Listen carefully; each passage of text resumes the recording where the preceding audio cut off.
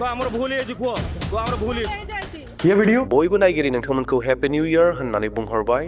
बे बोसोर गोदाननि रंजानाया बयनियावबो थाथोंसै आरो लोगोसेयैनो बे बोसोर गोदाना साफ्रोमनिबो जिउआव गोबां आशीर्बादखौ लानानै फैथोंसै आरो बयबो फोथायारिफोरा जिसु ख्रिस्टखौ दाव दाव खालामनो आरो बिनि बोसोन बायदि सोलिनो बयबो जेन हाथोंसै बेखौनो मिजिंथिदों। जेरै 2024 मायथाइयाव सारा पृथिबियाव जिसु ख्रिस्टनि खामानिया जागासिनो दङ, बेबायदिनो 2025 मायथाइयावबो बि जिसु ख्रिस्टनि खामानिया सारा पृथिबियाव जाफ्लायथोंसै। अनजाग्रा प्रियफोर, 2025 नि 1 जानुवारि दिनै नोंथांमोननो मोनसे दुखुनांथाव रादाब लानानै फैफिनबावदों।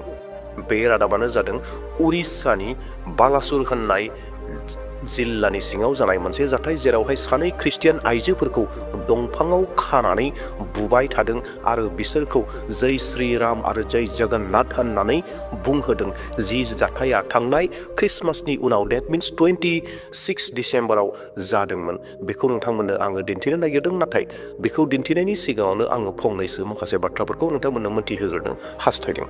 जायफ्रा आंनि भिडिअखौ नायगासिनो दङ, आंनि चेनेलाव गोदोनिफ्रायनो जागायजेननायनिफ्रायनो दङ, बिथांमोना मोजाङै मोनथिगौ आंनि चेनेला मानो लाभ स्ट'रि जानानै दङ।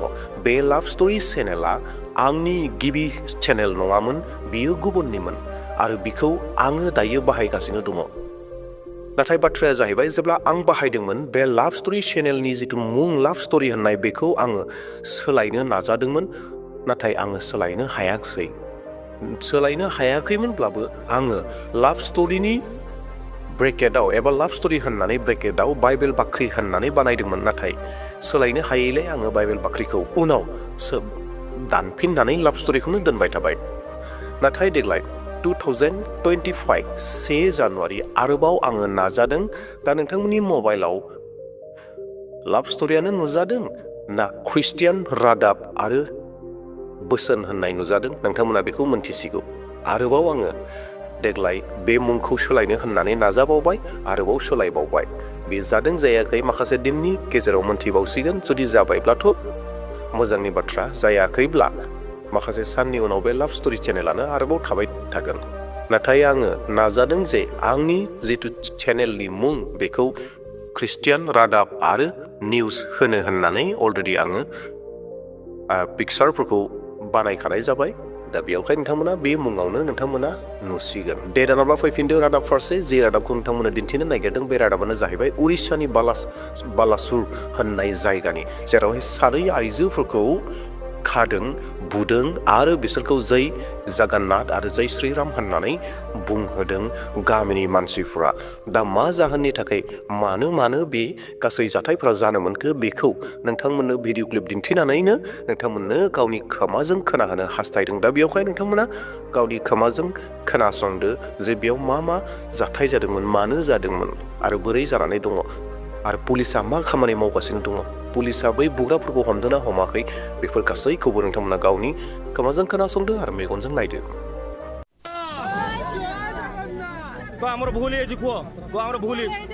ये वीडियो क्रिसमस के अगले दिन यानी 26 दिसंबर का है। ओडिशा का बालासोर जिला, यहाँ एक आदिवासी गांव है छनखानपुर। वीडियो में 2 महिलाएं आपको पेड़ से बंधी हुई नजर आ रही हैं और ये महिलाएं भीड़ के साथ जय श्री राम और जय जगन्नाथ के नारे लगा रही हैं। पेड़ पर यीशु की तस्वीर लटकी हुई है, पर इन महिलाओं का कसूर क्या था जो इन्हें पेड़ से बांधा गया? क्या इन्होंने किसी की धार्मिक भावनाओं को आहत किया? क्या कन्वर्जन जैसा कुछ मामला है? इस वीडियो में आगे हम हर तस्वीर साफ करते जाएंगे, बताएंगे कि असल में क्या हुआ था। इंडिया टुडे के रिपोर्टर अजय कुमार नाथ ने इस मामले को रिपोर्ट किया है। वायरल वीडियो में आपको पेड़ से बंधी हुई जो 2 महिलाएं नजर आ रही हैं, उनके नाम सुभासिनी और सुकांति हैं। इनमें से एक के चेहरे पर केक लगा हुआ है या शायद लगाया गया है। स्थानीय लोगों ने दावा किया कि वो धर्मांतरण का जश्न मनाने के लिए केक लाई थी, लेकिन धर्मांतरण नहीं कराया जा सका। कथित तौर पर भीड़ ने दोनों आदिवासी महिलाओं को पेड़ से बांधकर उनकी पिटाई की है।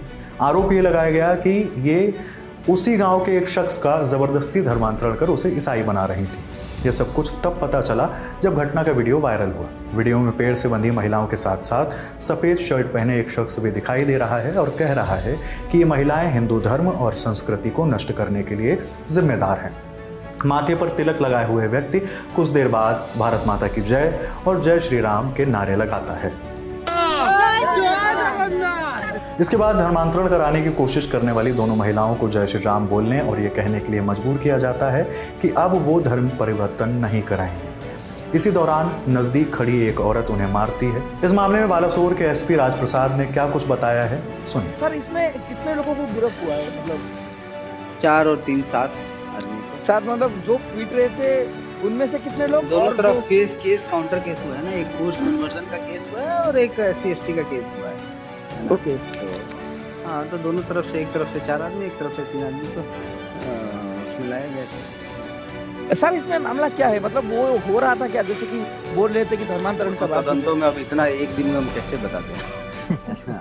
वो इन्वेस्टिगेशन किया जा रहा है, विटनेस बताएंगे, वहाँ का जो भी बैकग्राउंड क्या है, किसका बैकग्राउंड है, वो बहुत सारा चीज़ चेक करना पड़ेगा, वहाँ का बाकी टेक्निकल असिस्टेंस भी लेना पड़ेगा, तो चीज़ें धीरे मतलब पता चलेंगी इन्वेस्टिगेशन में।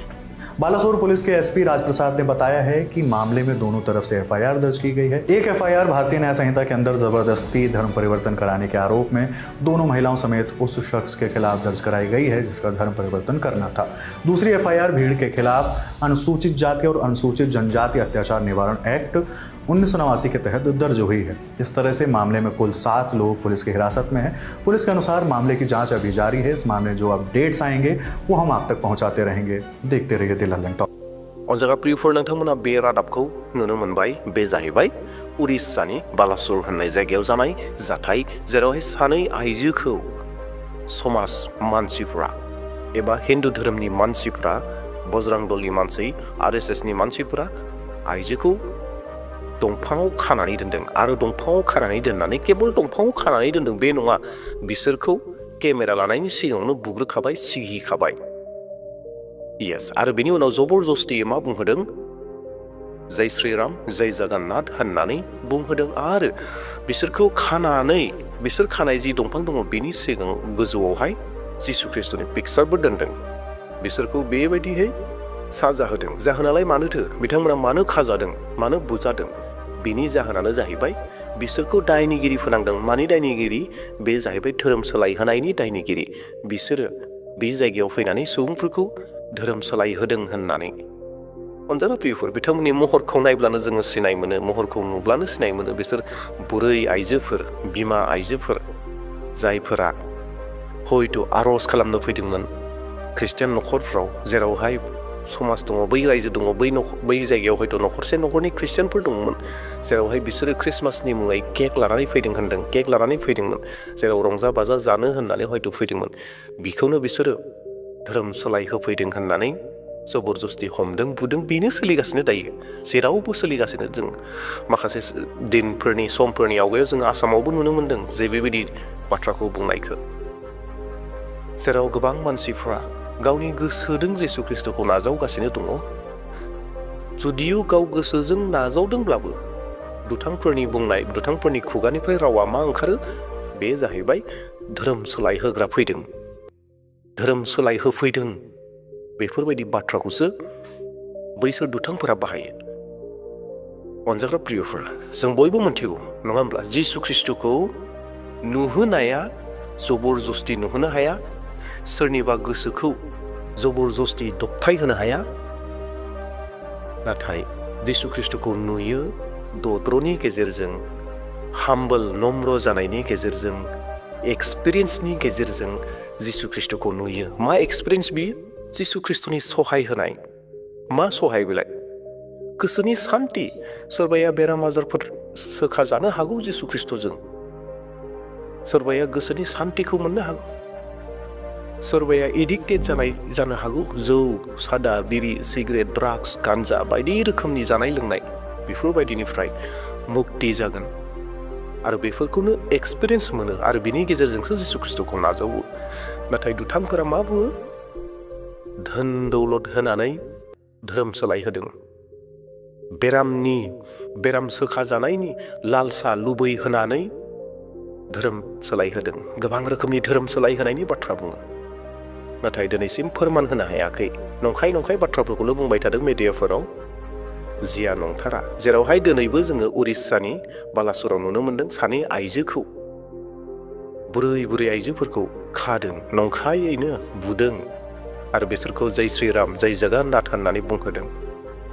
अनजाग्रा प्रियफोर, जों बेफोर मिडिया रिपर्टनि गेजेरजों रादाबनि गेजेरजों जोङो नुनो मोन्दों जे गोबां जायगायाव तारनाफोरा सोलिगासिनो दङ आरो बेनि गेजेरजों जोङो बेखौ मोन्थिनो मोन्दों जे नोंथांनि आर'ज खालामनाया बेकार थाङाखै, एरैनो थाङाखै।